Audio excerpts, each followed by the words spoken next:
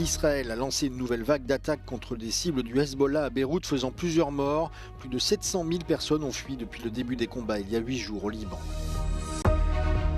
Le chancelier allemand Friedrich Merz a qualifié le projet israélien de colonisation en Cisjordanie de grave erreur, appelant à mettre fin à ce qu'il décrit comme des mesures d'annexion.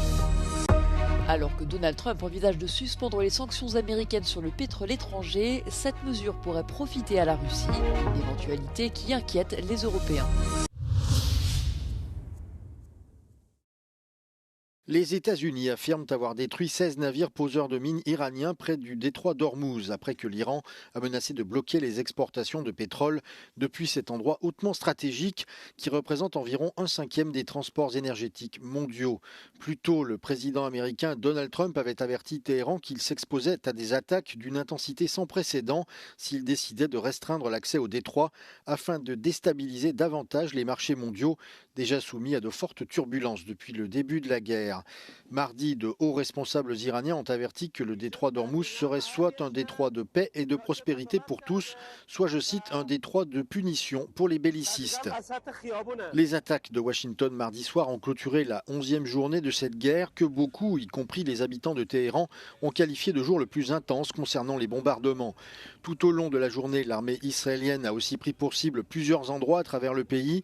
Le Premier ministre israélien Benyamin Netanyahou a déclaré que l'État hébreu continuerait à frapper l'Iran aussi longtemps que nécessaire jusqu'à ce que ce dernier ne représente plus aucune menace pour son pays. Israël poursuit également ses opérations à grande échelle chez son voisin libanais contre des cibles qu'elle affirme être liées au Hezbollah pro-iranien.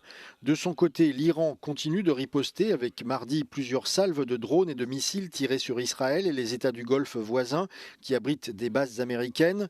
De nombreux pays de la région, notamment le Qatar, les Émirats arabes unis, l'Arabie saoudite et le Koweït, ont signalé des attaques qui, selon eux, ont été interceptées.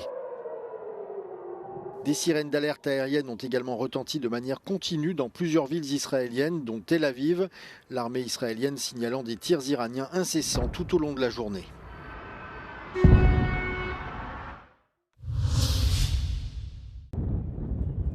Israël a lancé une nouvelle vague de frappes contre des cibles du Hezbollah à Beyrouth.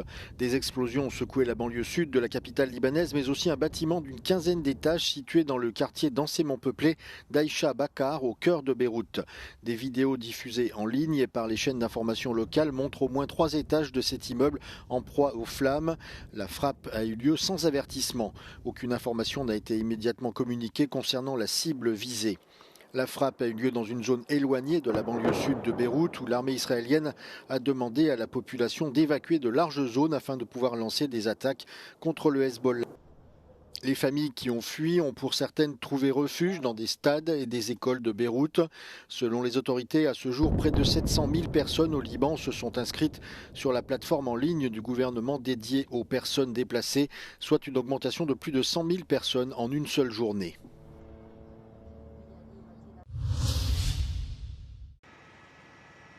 Le voici qui prend enfin le large, le HMS Dragon. Cette frégate est l'un des joyaux technologiques de la Royal Navy, reconnaissable entre mille grâce au dragon rouge peint sur sa proue. Le navire de guerre britannique vient de quitter Portsmouth, direction la Méditerranée orientale. Sa mission, renforcer en urgence les défenses du Royaume-Uni au large de Chypre. Le départ du HMS Dragon fait suite aux critiques concernant la lenteur de la réaction à l'attaque par un drone contre la base britannique d'Akrotiri à Chypre. C'était le 1er mars dernier. Au cours de la semaine dernière, le Royaume-Uni a déjà déployé des hélicoptères Wildcat et Merlin supplémentaires à Chypre et des avions Typhoon au Qatar. Il a également commencé des missions défensives pour soutenir les Émirats arabes unis. Mais le Premier ministre britannique Keir Starmer a précisé que le Royaume-Uni ne se joindra pas à l'action offensive dans la guerre contre l'Iran. Le chancelier allemand Friedrich Merz a exhorté Israël à mettre un terme à son nouveau plan de colonisation de la Cisjordanie et a demandé de renoncer à toutes les démarches d'annexion de ce territoire palestinien. Il a également qualifié de grave erreur le projet E1 approuvé en août dernier et qui ouvre la voie à la construction de 3400 logements sur 12 km² à l'est de Jérusalem. Ce mardi, Friedrich Merz a appelé ses alliés européens à se joindre à lui sur ce sujet afin de s'opposer à ce projet. Il a ensuite souligné que son ministre des Affaires étrangères, Yohann Wadephul, appuierait cette position lors de sa visite en Israël. Le projet E1 avait suscité une condamnation à l'international. Un porte-parole de l'ONU avait averti qu'il constituait une menace existentielle pour un État palestinien. Un observateur israélien des colonies a lui dénoncé la publication en décembre de l'appel d'offres pour la construction des logements dans la zone E1. Sous l'impulsion de l'approbation de 19 nouvelles colonies en décembre 2025, l'expansion israélienne a atteint son plus haut niveau depuis 2017.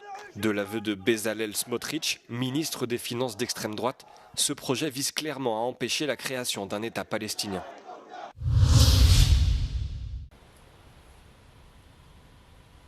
Alors que la guerre au Moyen-Orient fait grimper les prix de l'or noir, Donald Trump envisage de suspendre les sanctions américaines sur le pétrole étranger pour tenter de faire retomber les cours mondiaux.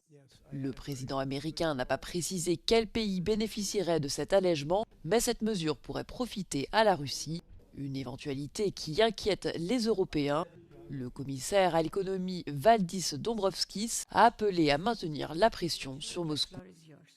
Indeed, the current oil and gas price spike may provide windfall revenues for Russia, so that's why important to strictly enforce a G7 price cap, because the opposite would be self-defeating. It would reinforce Russia's capacity to wage war, undermining Ukraine, undermining our support for Ukraine. Selon le Centre pour la recherche sur l'énergie et la propreté de l'air, la Russie a terminé l'année 2025 avec une baisse de 18% de ses revenus issus des ventes de pétrole brut par rapport à l'année précédente. Début février, la Commission européenne a dévoilé un nouveau train de sanctions prévoyant l'interdiction totale des services liés aux pétroliers russes, tels que les assurances, les services bancaires et le transport maritime. Le Parlement européen votera prochainement une loi visant à accroître le nombre de retours de migrants en situation irrégulière. La nouvelle législation, controversée, permettrait la mise en place de centres d'expulsion situés en dehors de l'UE, à des détentions pouvant aller jusqu'à 2 ans et à des perquisitions dans les domiciles que les ONG comparent aux méthodes de l'ICE aux États-Unis. La Commission des libertés civiles, de la justice et des affaires intérieures du Parlement a approuvé lundi une version du texte, soutenue par les groupes de centre-droit, de droite et d'extrême droite, rompant ainsi avec la traditionnelle majorité centriste. Le vote de la Commission a confirmé la tendance du Parti populaire européen à se ranger du côté des conservateurs européens de droite sur les dossiers liés à la migration. Le règlement sur le retour a été proposé par la Commission européenne en mars 2025 et approuvé par les États membres en décembre dernier. Il établirait la reconnaissance mutuelle des décisions de retour appliquées aux migrants entre les États membres de l'UE. Le projet voté par la Commission permettait aussi aux autorités de fouiller le lieu de résidence ou d'autres lieux pertinents où pourrait se trouver un ressortissant d'un pays tiers faisant l'objet d'une mesure d'expulsion. Cette mesure a été enlevée du texte étudié par le Parlement. Les détracteurs de la loi affirment que cette disposition pourrait se traduire par des raids similaires à ceux menés par l'ICE qui ont provoqué des protestations et des affrontements aux États-Unis, notamment dans le Minnesota. Les groupes de gauche du Parlement ont annoncé leur opposition au projet de loi.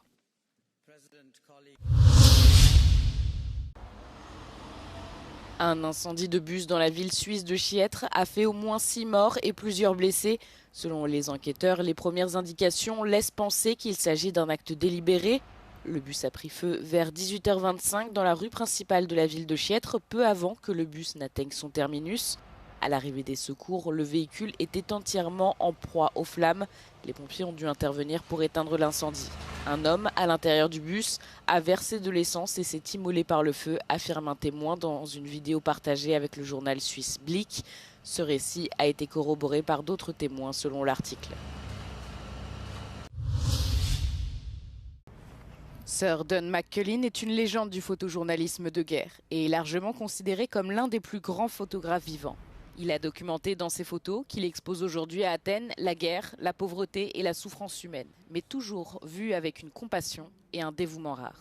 Au cours des 7 dernières décennies, ses photographies ont marqué l'histoire et ont solidifié sa réputation de chroniqueur sensible de notre époque. Témoin d'atrocités à travers le monde, le photographe a été blessé plusieurs fois, mais il a aussi cherché à montrer la poésie et la puissance de l'humain. I was a young man. I didn't really have much of a future because I didn't have an education to start with. And then I was sent to do military service in the Air Force. I went to many countries in Africa and the Middle East, and I came back to England with a camera.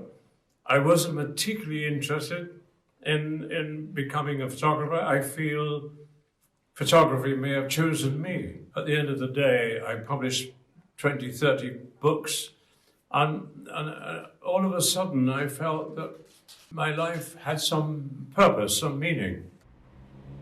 Sir McCullin a commencé sa carrière à The Observer en 1959 à l'âge de 23 ans. De 66 à 84, il a travaillé pour The Sunday Times, traçant la voie qui allait définir sa carrière.